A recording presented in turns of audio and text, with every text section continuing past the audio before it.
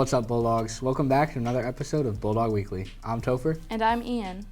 We got an NFL-themed episode for you today. First, we took a look into my top 10 football names of all time, then a debate on who the worst NFL team is, and finally, we'll take a look at Alex's NFL podcast featuring yours truly. But first, here's Mr. Devoll, Mr. Carrig, and then another spin of the Bulldog Wheely. Hello, everybody. Welcome to the Rundown. Today is Sunday, April 12th.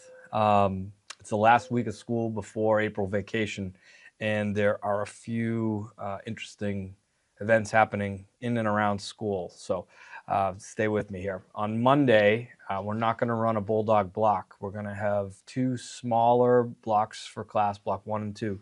Then we have a 90-minute assembly where Chris Herron is coming to talk to students about the dangers of drugs and alcohol abuse. So that'll be kicking off around 9:20 for students. Then on Tuesday, we'll have a traditional Mentor Monday.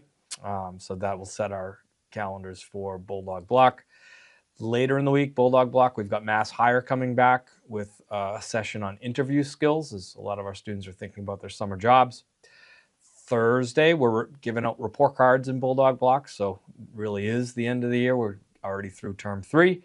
And then Friday, we have the Class Olympics. Class Olympics will run during Block 4, and Principal Devoll was convinced that it was time to bring back musical chairs after the musical chairs incident heard around the world a few years back. So hopefully we can pull off musical chairs without an international incident.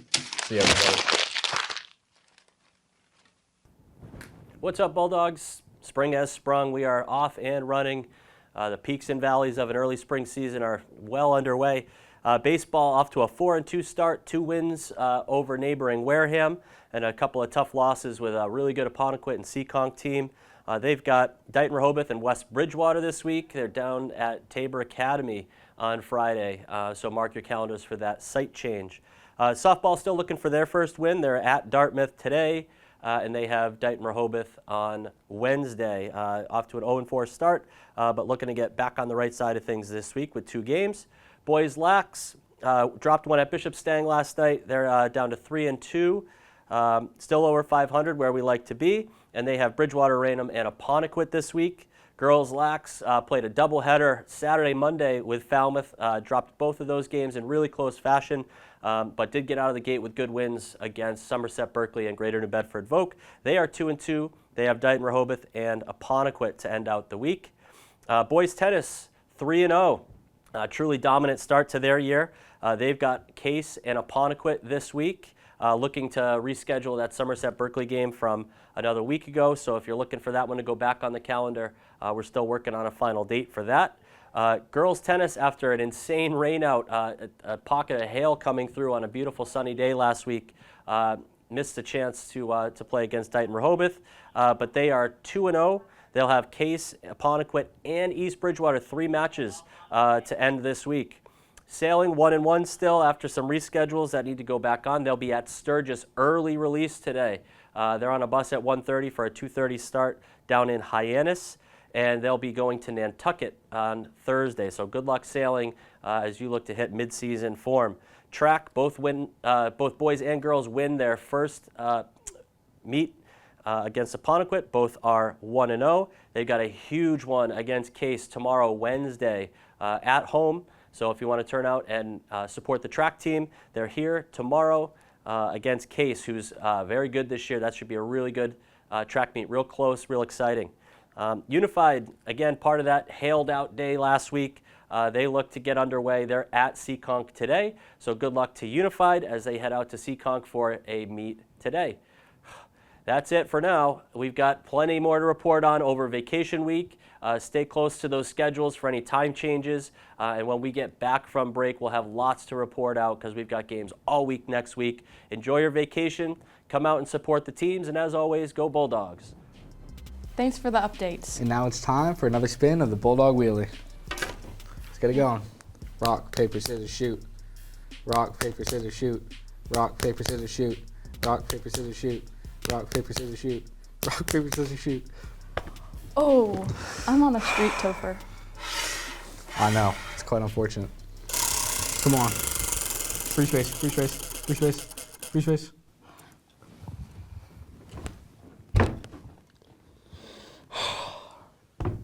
It's a rough day. Let it go, let it go. Can't hold it back anymore. Let it go, let it go. Turn away and slam the door. I don't care what they're going to say. Let the storm rage on. The cold never bothered me anyway.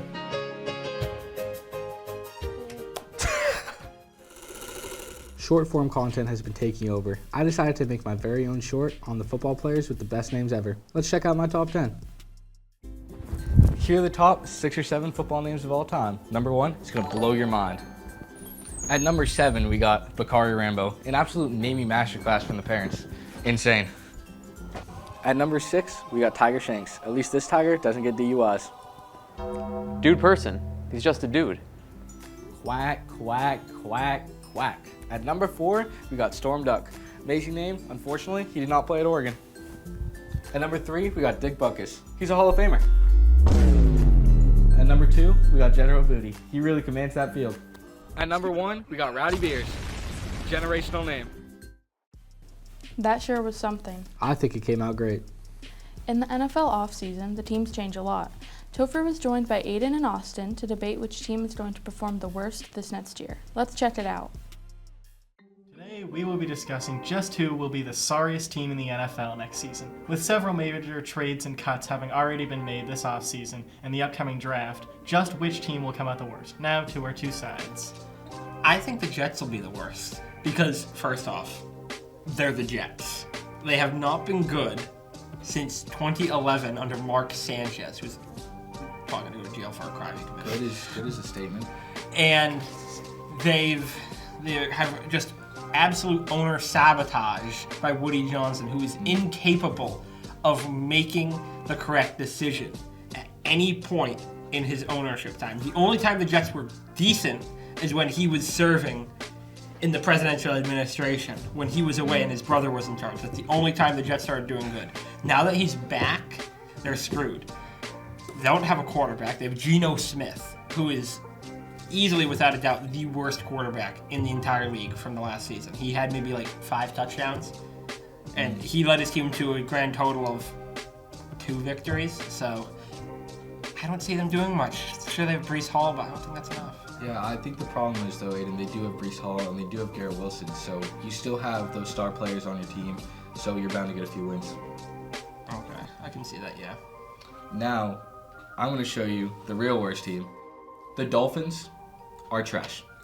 The Dolphins have absolutely no one. I've never seen such a team sabotage themselves so much in one offseason.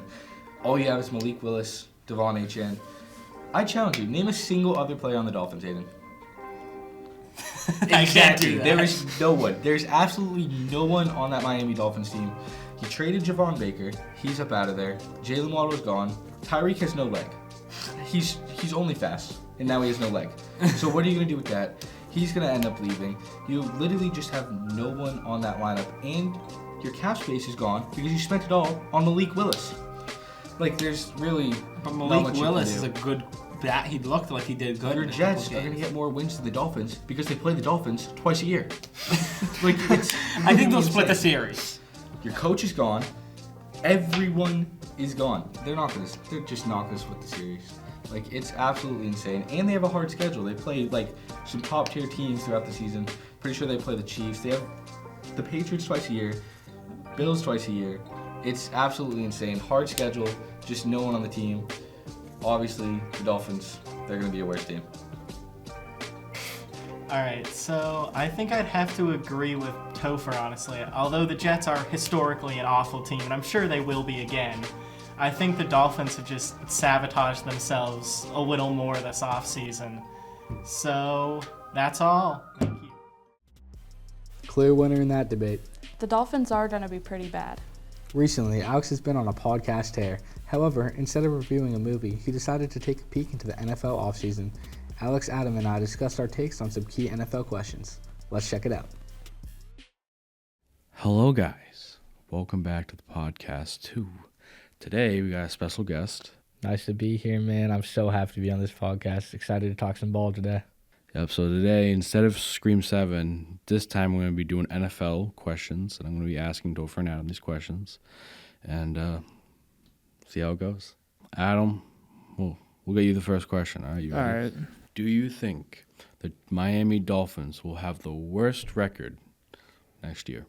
Yeah, I think it goes undebatable. I think the Dolphins are going to be trash with the fact that they moved on from Tua, both Jalen Ramsey and Waddle, and they have so much money in dead cap space that I think it's going to be hard for them to do a real rebuild around what they have. And, only having their best player being Achane, it's going to be a rough season for them.